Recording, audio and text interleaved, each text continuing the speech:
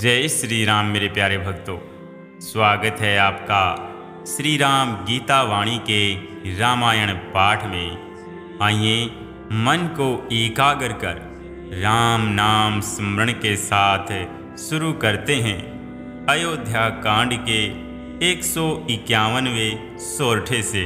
बार बार पद पदुम गही गुर सन कहव संदेशु, जेहि न सोच मोहि अवधपति करब सोई उपदेशु।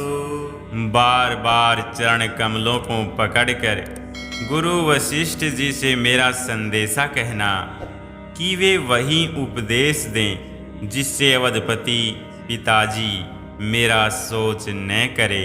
हे तात, सब पूर्ववासियों और कुटुंबियों से अनुरोध करके मेरी विनती सुनाना कि वही मनुष्य मेरा सब प्रकार से हितकारी है, जिसकी चेष्टा से महाराज सुखी रहें।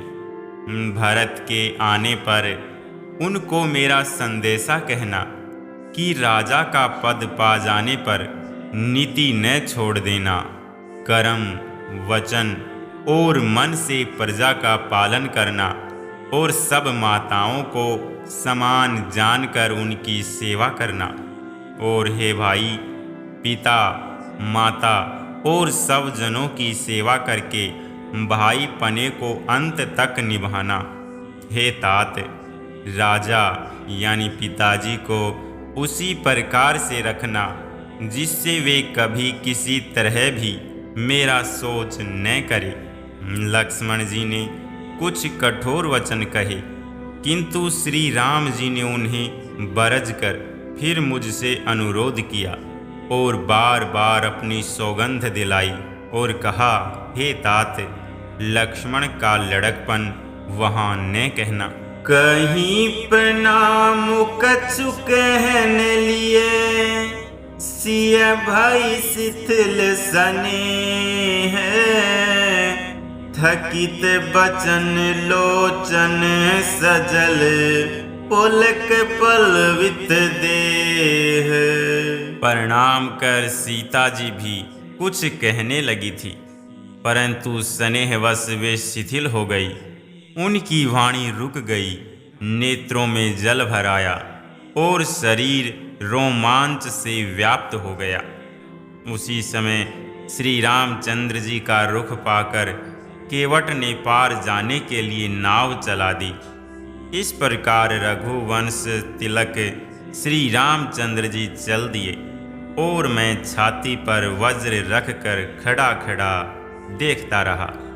मैं अपने क्लेश को कैसे कहूँ, जो श्री राम जी का यह संदेशा लेकर जीता ही लौट आया। ऐसा कहकर मंत्री की वाणी रुक गई, वे चुप हो गए और वे हानि की गलानी और सोच के वश हो गई। सारथी सुमंत के वचन सुनते ही राजा पृथ्वी पर गिर पड़े। उनके हृदय में भयानक जलन होने लगी, वे तड़पने लगे। उनका मन भीषण मोह से व्याकुल हो गया, मानो मछली को मांझा व्याप गया हो, पहली वर्षा का जल लग गया हो। सब रानियां विलाप करके रो रही हैं। उस महान विपत्ति का कैसे वर्णन किया जाए। उस समय के विलाप को सुनकर दुख को भी दुख लगा और धीरज का भी धीरज भाग गया। भयउ कोलाहलु अवधयति, सुनि नृप और सोरु, विपुल बिहग बन पर्यो निसी, मानहु कुलिस कठोरु। राजा के रनिवास में रोने का शोर सुनकर अयोध्या भर में बड़ा भारी कोहराम मच गया। ऐसा जान पड़ता था मानो पक्षियों के विशाल वन में रात के समय कठोर वज्र गिरा हो। राजा के प्राण कंठ में आ गए। मानो मणि के बिना सांप व्याकुल हो गया हो। इंद्रियां सब बहुत ही विकल हो गई, मानो बिना जल के तालाब में कमलों का वन मुरझा गया हो। कौशल्या जी ने राजा को बहुत दुखी देखकर अपने हृदय में जान लिया कि अब सूर्य कुल का सूर्य अस्त हो चला। तब श्री रामचंद्र की माता कौशल्या हृदय में धीरज धरकर समय के अनुकूल वचन बोली, हे नाथ, आप मन में समझकर विचार कीजिए कि श्री रामचंद्र का वियोग अपार समुद्र है, अयोध्या जहाज है और आप उसके कर्णधार हैं। सब प्रियजन, कुटुंबी और प्रजा ही यात्रियों का समाज है जो इस जहाज पर चढ़ा हुआ है।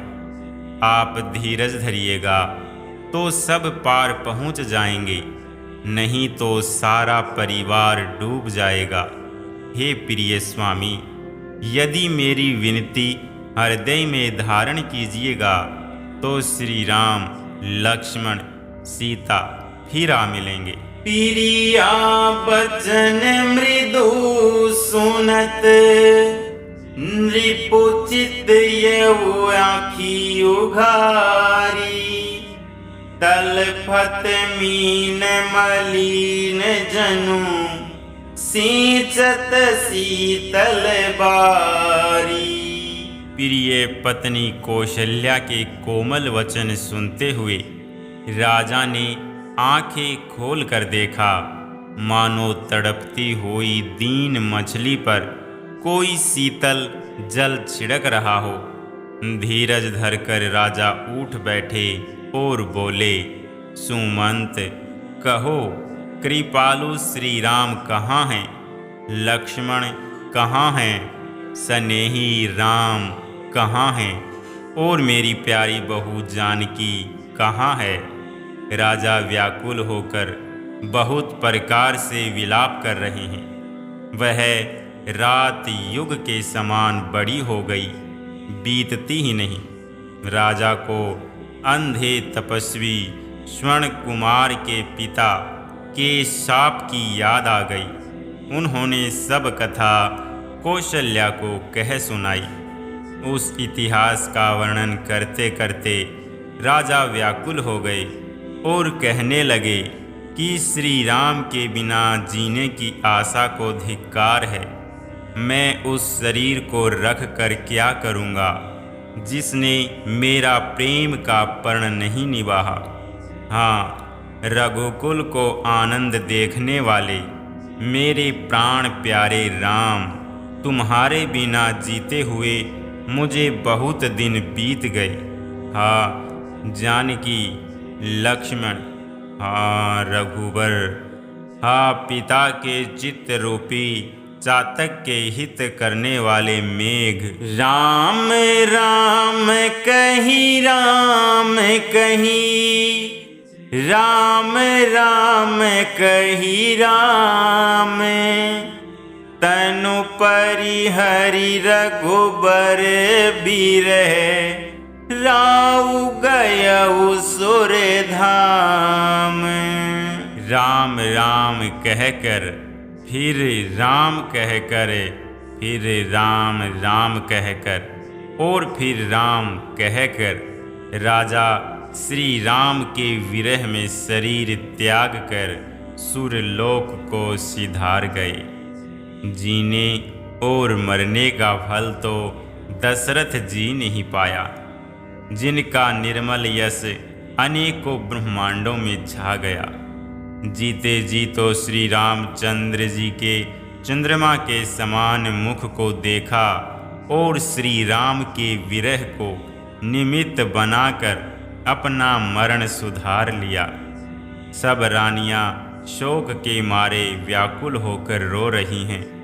वे राजा के रूप, शील, बल और तेज का बखान कर करके अनेकों प्रकार से विलाप कर रही हैं और बार बार धरती पर गिर गिर कर पड़ती हैं। दास दासीगण व्याकुल होकर विलाप कर रहे हैं और नगर निवासी घर घर रो रहे हैं। कहते हैं कि आज धर्म की सीमा, गुण और रूप के भंडार, सूर्य कुल के सूर्य अस्त हो गए। सब के कई को गालियां देते हैं, जिसने संसार भर को बिना नेत्र का कर दिया। इस प्रकार विलाप करते रात बीत गई। प्रातःकाल सब बड़े बड़े ज्ञानी मुनि आए। तब वशिष्ठ मुनि समय सम कही अनेक इतिहास। शोक निवारे सब ही करे निज विज्ञान प्रकाश। तब वशिष्ठ मुनि ने समय के अनुकूल अनेक इतिहास कहकर अपने विज्ञान के प्रकाश से सबका शोक दूर किया। वशिष्ठ जी ने नाव में तेल भरवाकर राजा के शरीर को उसमें रखवा दिया। फिर दूतों को बुलवाकर उनसे ऐसा कहा, तुम लोग जल्दी दौड़कर भरत के पास जाओ। राजा की मृत्यु का समाचार कहीं किसी से न कहना। जाकर भरत से इतना ही कहना कि दोनों भाइयों को गुरुजी ने बुलावा भेजा है। मुनि की आज्ञा सुनकर दूत दौड़े गए। वे अपने वेग से उत्तम घोड़ों को भी लज्जाते हुए चले। जब से अयोध्या में अनर्थ प्रारंभ हुआ, तभी से भरत जी को अपशकुन होने लगे। वे रात को भयंकर स्वप्न देखते थे और जागने पर उन स्वप्नों के कारण करोड़ों अनेकों तरह की बुरी बुरी कल्पनाएं किया करते थे। अनिष्ट शांति के लिए वे प्रतिदिन ब्राह्मणों को भोजन कराकर दान देते थे। अनेकों विधियों से रुद्राभिषेक करते थे। महादेव जी को हृदय में मनाकर उनसे माता पिता, कुटुंबी और भाइयों का कुशल क्षेम मांगते थे। एही विधि सोचत भरत मने धावन पहुँचे आई। गुर अनुशासन श्रवण सुनी चले गणेश मनाई। भरत जी इस प्रकार मन में चिंता कर रहे थे कि दूत आ पहुँचे। गुरुजी की आज्ञा कानों से सुनते ही वे गणेश जी को मनाकर चल पड़े।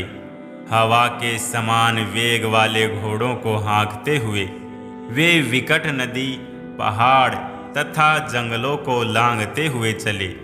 उनके हृदय में बड़ा सोच था, कुछ सुहाता न था। मन में ऐसा सोचते थे कि उड़कर पहुंच जाऊं। एक एक निमेष वर्ष के समान बीत रहा था। इस प्रकार भरत जी नगर के निकट पहुँचे। नगर में प्रवेश करते समय अब शकुन होने लगे। कोए बुरी तरह बैठकर बुरी तरह से काँव काँव कर रहे हैं। गधे और सियार विपरीत बोल रहे हैं। यह सुन सुनकर भरत के मन में बड़ी पीड़ा हो रही है। तालाब, नदी, वन, बगीचे सब शोभाहीन हो रहे हैं। नगर बहुत ही भयानक लग रहा है। श्री राम जी के वियोग रूपी बुरे रोग से सताए हुए पक्षी, पशु, घोड़े, हाथी ऐसे दुखी हो रहे हैं कि देखे नहीं जाते।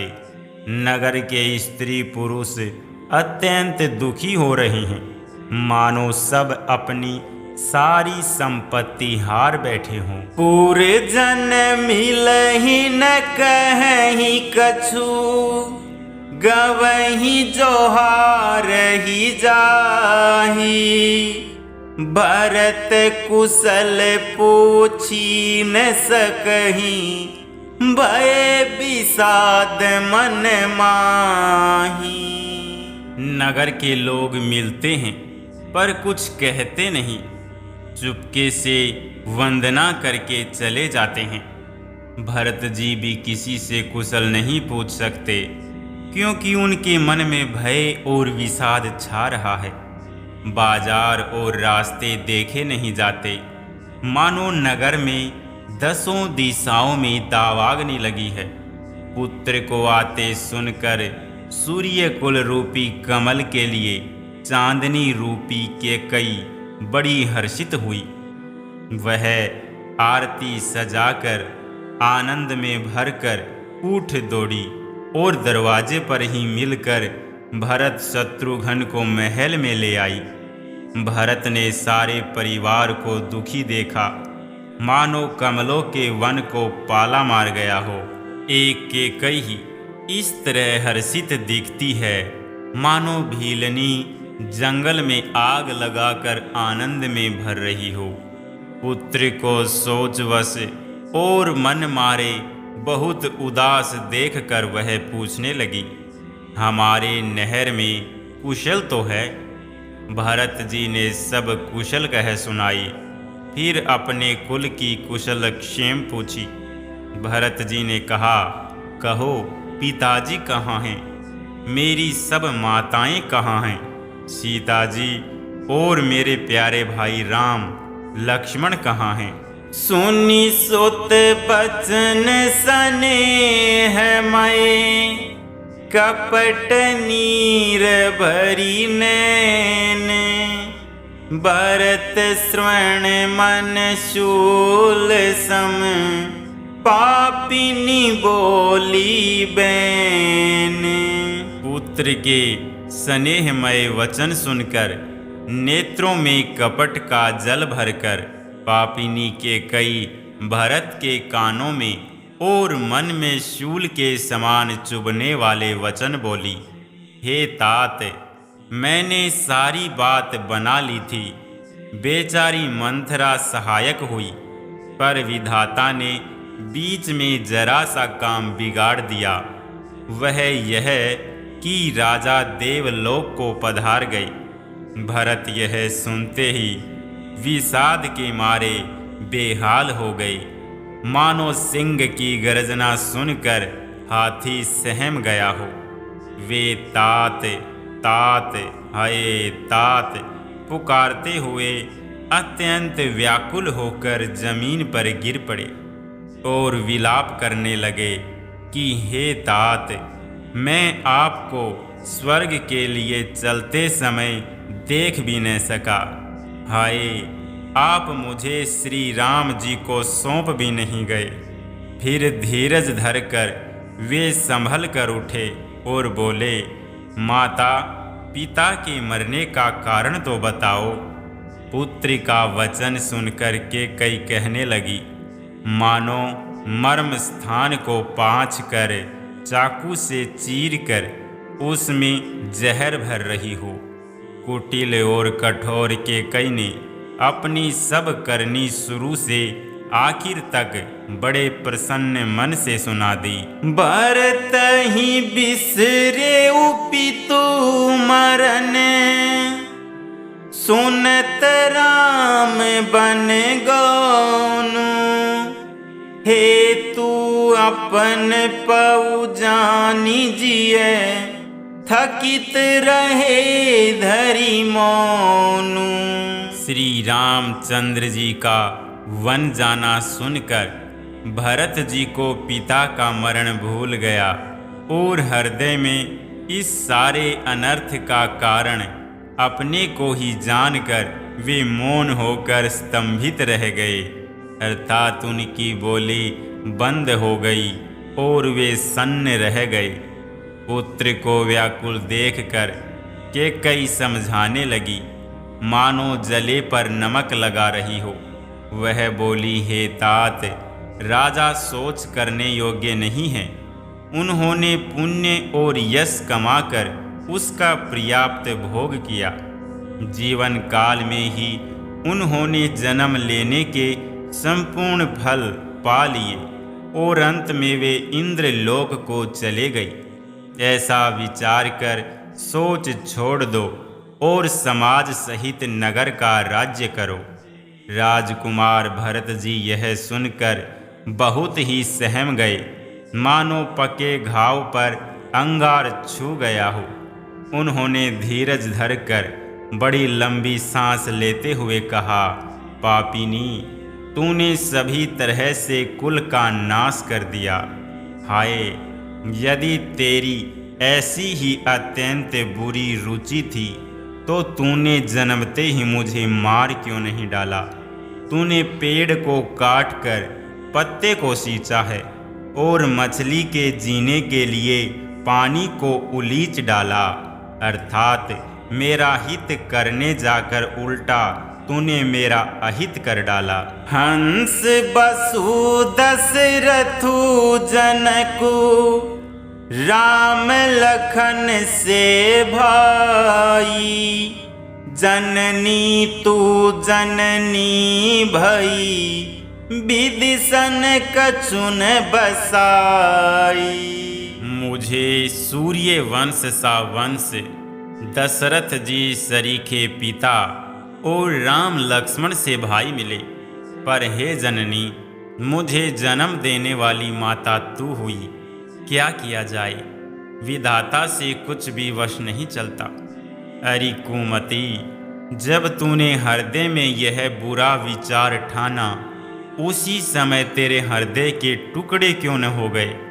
वरदान मांगते समय तेरे मन में कुछ भी पीड़ा नहीं हुई, तेरी जीभ गल नहीं गई, तेरे मुंह में कीड़े नहीं पड़ गए। राजा ने तेरा विश्वास कैसे कर लिया?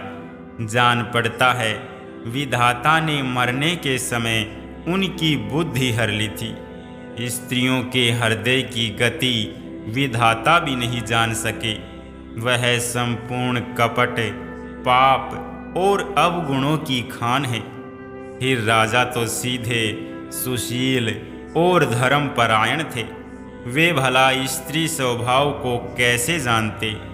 अरे जगत के जीव जंतुओं में ऐसा कौन है जिसे श्री रघुनाथ जी प्राणों के समान प्यारे नहीं हैं?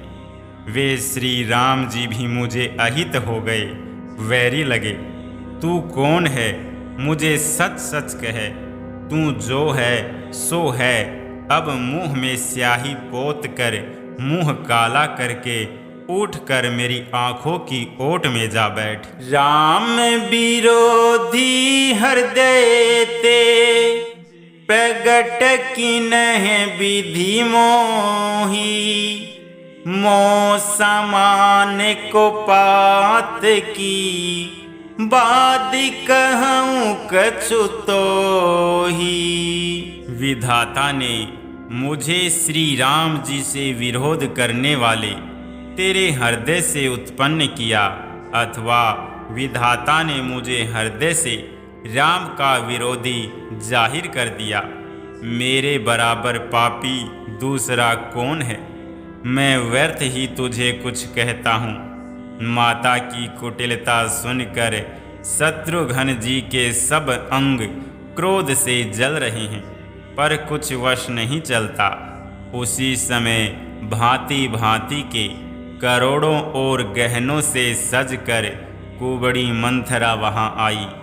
उसे सजी देखकर लक्ष्मण के छोटे भाई शत्रुघ्न जी क्रोध में भर गए, मानो जलती हुई आग को घी की आहुति मिल गई हो। उन्होंने जोर से तक कर कुबड़ पर एक लात जमा दी। वह चिल्लाती हुई मुंह के बल जमीन पर गिर पड़ी। उसका कुबड़ टूट गया, कपाल फूट गया, दांत टूट गए और मुंह से खून बहने लगा। वह कराहती हुई बोली, हाय देव, मैंने क्या बिगाड़ा जो भला करते बुरा फल पाया। उसकी यह बात सुनकर और उसे नख से शिखा तक दुष्ट जानकर शत्रुघ्न जी झोंटा पकड़कर उसे घसीटने लगे। तब दयानिधि भरत जी ने उसको छुड़ा दिया और दोनों भाई तुरंत कौशल्या जी के पास गए। मलिन बसन बिबरन बिकल, कृष शरीर दुख भार, कनक कलप बर बेली बन, मानहु हनी तुषार। कौशल्या जी मैले वस्त्र पहने हैं, चेहरे का रंग बदला हुआ है, व्याकुल हो रही है, दुख के बोझ से शरीर सूख गया है। ऐसी दिख रही है मानो सोने की सुंदर कल्पलताओं को वन में पाला मार गया हो। भरत को देखते ही माता कौशल्या जी उठ दौड़ी, पर चक्कर आ जाने से मूर्छित होकर पृथ्वी पर गिर पड़ी। यह देखते ही भरत जी बड़े व्याकुल हो गए और शरीर की सुध भुलाकर चरणों में गिर पड़े और फिर बोले, माता पिताजी कहाँ हैं, उन्हें दिखा दें। सीता जी तथा मेरे दोनों भाई श्री राम लक्ष्मण कहाँ हैं, उन्हें दिखा दें। कि कई जगत में क्यों जन्मी, और यदि जन्मी ही तो फिर बांझ क्यों न हुई।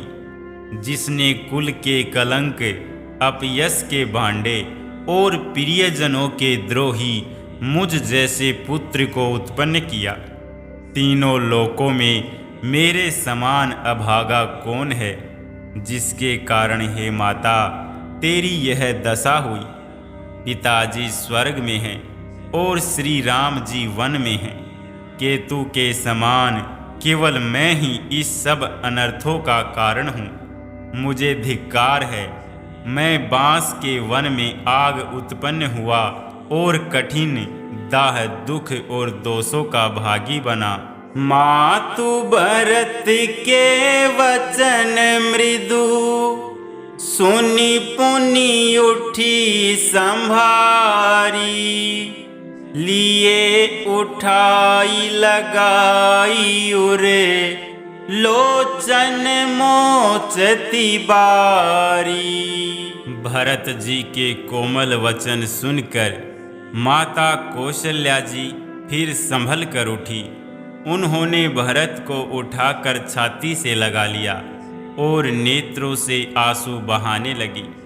सरल स्वभाव वाली माता ने बड़े प्रेम से भरत जी को छाती से लगा लिया, मानो श्री राम जी ही लौटकर आ गई हूँ। फिर लक्ष्मण जी के छोटे भाई शत्रुघ्न को हृदय से लगाया।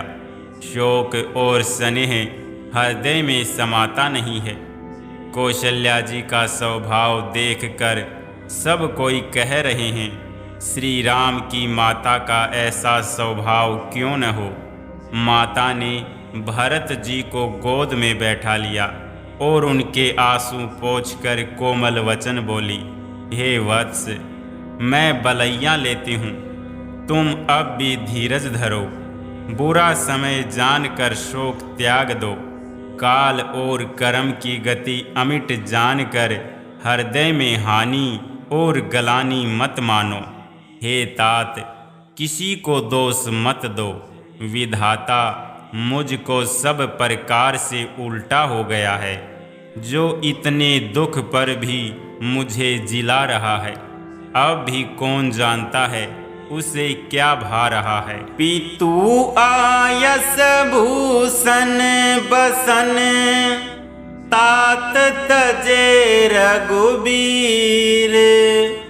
विषमऊ हर सुन हृदय कछु, पहिरे बल कल चीर। हे तात, पिता की आज्ञा से श्री रघुवीर ने भूषण वस्त्र त्याग दिए और वलकल वस्त्र पहन लिए। उनके हृदय में न कुछ विषाद था और न हर्ष। उनका मुख प्रसन्न था, मन में न आसक्ति थी न द्वेष। सबका सब तरह से संतोष कराकर वे वन को चले। यह सुनकर सीता भी उनके साथ लग गई। श्री राम के चरणों की अनुरागिणी वे किसी तरह न रही। सुनते ही लक्ष्मण भी साथ ही उठ चले। श्री रघुनाथ ने उन्हें रोकने के लिए बहुत यत्न किए, पर वे न रहे। तब श्री रघुनाथ जी सबको सिर नवाकर सीता और छोटे भाई लक्ष्मण को साथ लेकर चले गए। श्री राम, लक्ष्मण और सीता वन को चले गए। मैं न तो साथ ही गई और न मेरे अपने प्राण ही उनके साथ भेजे। यह सब इन्हीं आँखों के सामने हुआ, तो भी अभागे जीव ने शरीर नहीं छोड़ा। अपने स्नेह की और देखकर मुझे लाज भी नहीं आती। राम सरीखे पुत्र की मैं माता, जीना और मरना तो राजा ने खूब जाना। मेरा हृदय तो सैकड़ों वज्रों के समान कठोर है। कौसल्या के वचन सुनी भरत सहित रनिवासु, व्याकुल बिलपत राजगृह मानहु शोक निवासु। कौशल्या जी के वचनों को सुनकर भरत सहित सारा रनिवास व्याकुल होकर विलाप करने लगा। राजमहल मानो शोक का निवास बन गया। भरत, शत्रुघ्न दोनों भाई विकल होकर विलाप करने लगे। तब कौशल्या जी ने उनको हृदय से लगा लिया। अनेकों प्रकार से भरत जी को समझाया और बहुत सी विवेक भरी बातें उन्हें कहकर सुनाई। भरत जी ने भी सब माताओं को पुराण और वेदों की सुंदर कथाएं कहकर समझाया। दोनों हाथ जोड़कर भरत जी छल रहित, पवित्र और सीधी सुंदर वाणी बोले। जो पाप माता पिता और पुत्र के मारने से होते हैं, और जो गौशाला और ब्राह्मणों के नगर जलाने से होते हैं, जो पाप स्त्री और बालक की हत्या करने से होते हैं, और जो मित्र और राजा को जहर देने से होते हैं, कर्म, वचन और मन से होने वाले जितने पातक एवं उपपातक बड़े छोटे पाप हैं, जिनको कवि लोग कहते हैं, हे विधाता, यदि इस काम में मेरा मत हो तो हे माता, वे सब पाप मुझे लगें। जे परिहरि हरिहर चरण, भजहि भूत गण घोरे, तेहि कई गति मोहि देऊ, विधि जो जननी मत मोर। जो लोग श्री हरि और श्री शंकर जी के चरणों को छोड़कर भयानक भूत प्रेतों को भजते हैं, हे माता, यदि इसमें मेरा मत हो तो विधाता मुझे उनकी गति दे। जो लोग वेदों को बेचते हैं, धर्म को दूह लेते हैं, चुगलखोर हैं, दूसरों के पापों को कह देते हैं, जो कपटी, कुटिल, कलह प्रिय और क्रोधी हैं, तथा जो वेदों की निंदा करने वाले और विश्व भर के विरोधी हैं, जो लोभी, लंपट और लालचियों का आचरण करने वाले हैं, जो पराये धन और पराई स्त्री की ताक में रहते हैं। हे जननी, यदि इस काम में मेरी सम्मति हो तो मैं उनकी भयानक गति को पाऊं, जिनका सत्संग में प्रेम नहीं है, जो अभागे परमार्थ के मार्ग से विमुख हैं, जो मनुष्य शरीर पाकर श्री हरि का भजन नहीं करते, जिनको हरिहर भगवान विष्णु और शंकर जी का सुयश नहीं सुहाता, जो वेद मार्ग को छोड़कर वाम वेद प्रीतिकूल मार्ग पर चलते हैं, जो ठग हैं और वेश बनाकर जगत को छलते हैं। हे माता, यदि मैं इस भेद को जानता भी हूँ तो शंकर जी मुझे उन लोगों की गति दे। मातु भरत के वचन सुनी, साचे सरल सुभाए, कहती राम प्रिय तात तुम्हें सदा बचन मन काय। माता कौशल्या जी भरत जी के स्वाभाविक ही सच्चे और सरल वचनों को सुनकर कहने लगी, हे तात, तुम जो मन, वचन और शरीर से सदा ही श्री रामचंद्र के प्यारे हो, श्री राम तुम्हारे प्राणों से भी बढ़कर प्राण प्रिय हैं और तुम भी श्री रघुनाथ को प्राणों से भी अधिक प्यारे हो। चंद्रमा चाहे विष चुआने लगे और पाला आग बरसाने लगे, जलचर जीव जल से विरक्त हो जाएं और ज्ञान हो जाने पर भी चाहे मोह न मिटे, पर तुम श्री रामचंद्र के प्रतिकूल कभी नहीं हो सकते। इसमें तुम्हारी सम्मति है। जगत में जो कोई ऐसा कहते हैं वे सौपन में भी सुख और शुभ गति नहीं पावेंगे। ऐसा कहकर माता कौशल्या ने भरत जी को हृदय से लगा लिया। उनके सतनों से दूध बहने लगा और नेत्रों में प्रेमाश्रुओं का जल छा गया। इस प्रकार बहुत विलाप करते हुए सारी रात बैठे ही बैठे बीत गई। तब वामदेव जी और वशिष्ठ जी आए। उन्होंने सब मंत्रियों तथा महाजनों को बुलवाया। फिर मुनि वशिष्ठ जी ने परमार्थ के सुंदर समय अनुकूल वचन कहकर बहुत प्रकार से भरत जी को उपदेश दिया।